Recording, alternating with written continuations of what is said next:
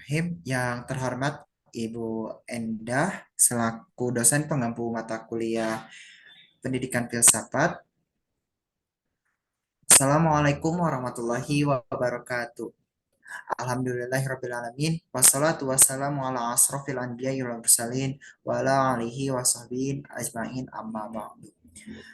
Pertama-tama marilah kita panjatkan puji serta syukur kita kepada kehadirat Allah Subhanahu wa taala yang telah melimpahkan rahmat dan karunia-Nya sehingga kita dapat berkumpul di virtual meeting ini dalam keadaan sehat walafiat.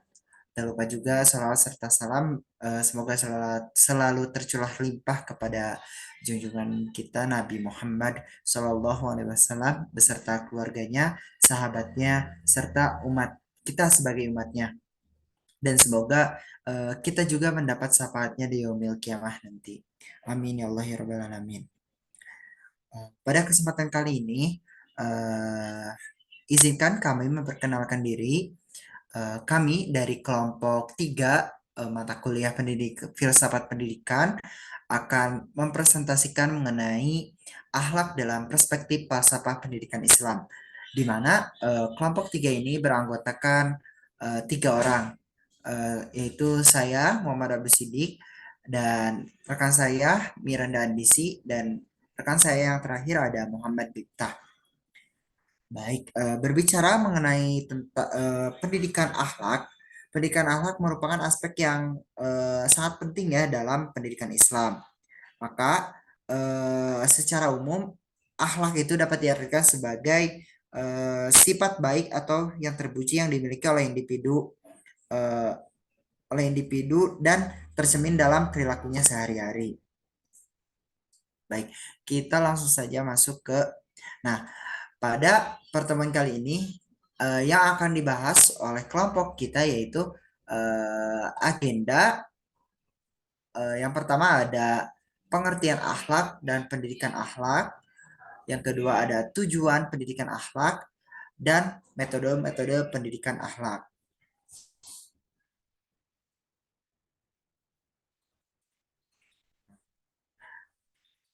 Pengertian akhlak dan pendidikan akhlak.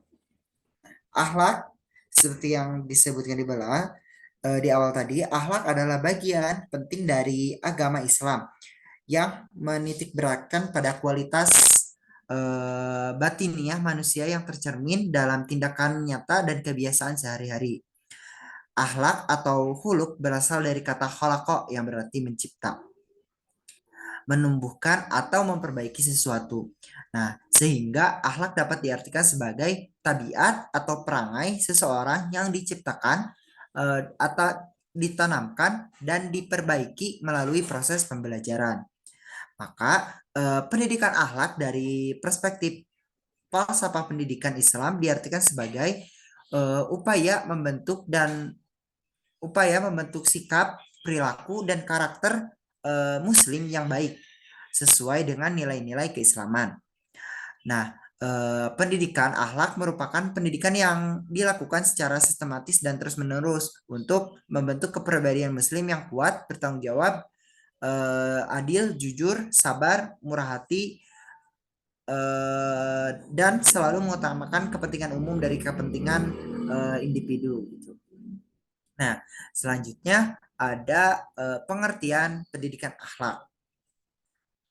Nah, seperti yang tadi disebutkan bahwa tujuan pendidikan itu adalah merubah apa perilaku gitu. Nah, maka pendidikan akhlak itu merubah perilaku atau upaya atau proses membentuk sikap, perilaku, karakter muslim yang baik dan sesuai dengan nilai-nilai keislaman.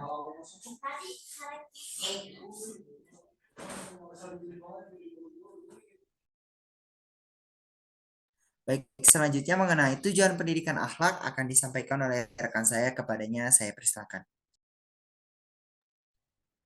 Terima kasih kepada moderator. Untuk selanjutnya yaitu mengenai tujuan pendidikan akhlak.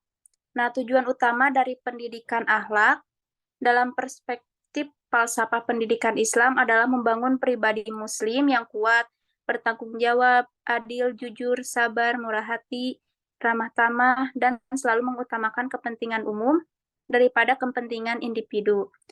Nah, tujuan lain dari pendidikan akhlak yang pertama itu membentuk kepribadian yang bertakwa dan juga berakhlak mulia. Nah, pendidikan akhlak ini bertujuan untuk membentuk kepribadian muslim yang bertakwa dan juga berakhlak mulia. Nah, kepribadian tersebut dicapai dengan melatih diri dalam berbagai aspek seperti iman, amal, sikap rendah hati, jujur, sabar, dan juga tawakal.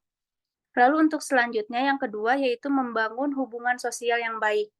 Nah, membangun hubungan sosial yang baik ini merupakan tujuan penting dari pendidikan akhlak. Nah, dalam Islam sendiri, hubungan sosial yang baik sangat ditekankan, seperti saling membantu dalam kebaikan, memaafkan kesalahan orang lain, dan juga tidak merugikan orang lain. Lalu untuk yang ketiga, ada menumbuhkan rasa kepedulian terhadap sesama. Nah, pendidikan akhlak ini bertujuan untuk menumbuhkan rasa kepedulian terhadap sesama.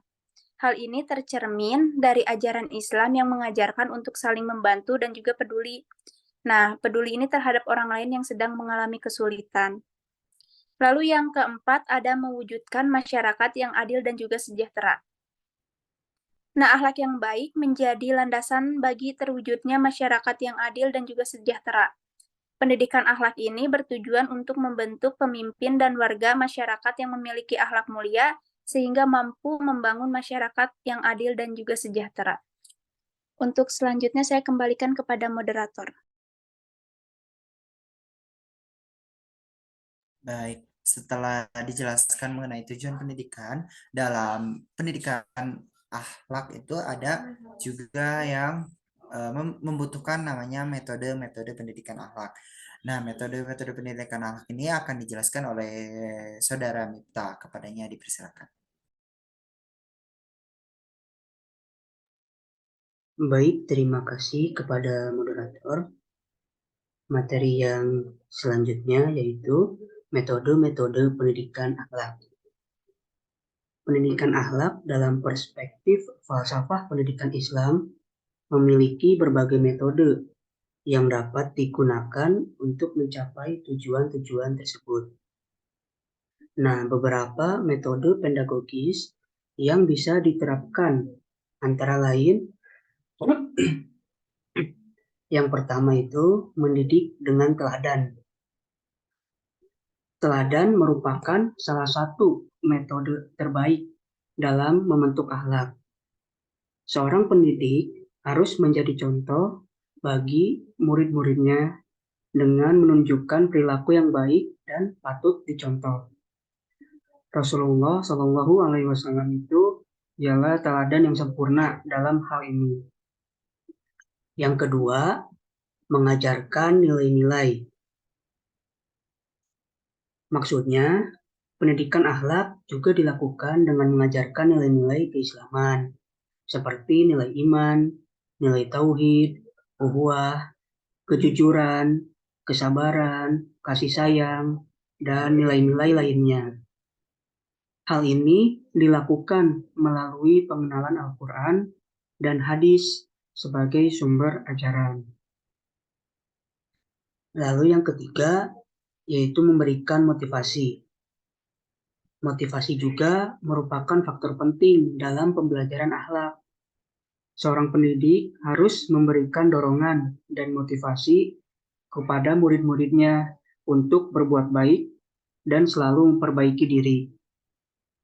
Motivasi ini bisa diberikan dengan cara memberi pujian atas perilaku yang baik atau memberikan hadiah sebagai bentuk apresiasi.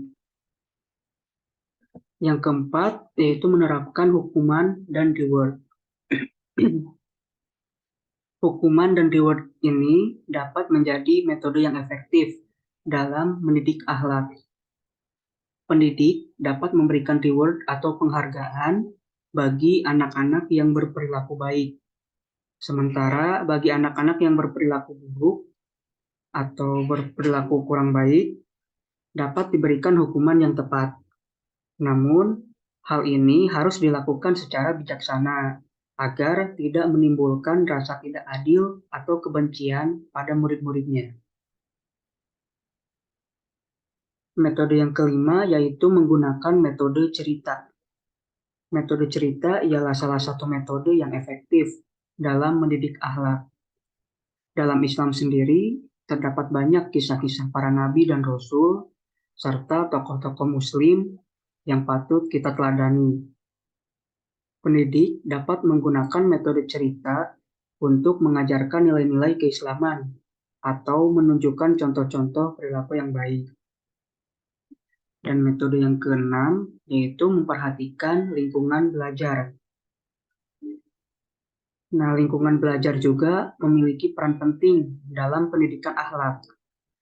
Seorang pendidik harus menciptakan lingkungan belajar yang kondusif dan nyaman bagi murid-muridnya.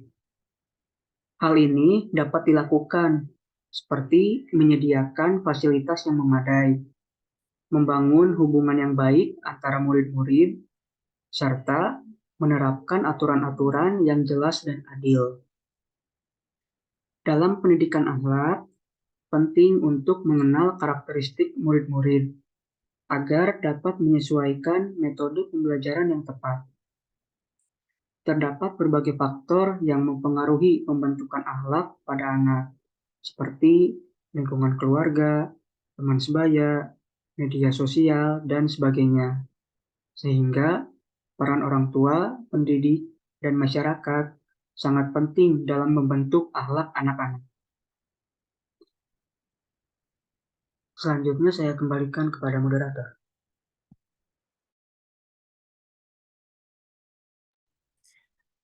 Baik, terima kasih kepada Kang Miftah. Selanjutnya,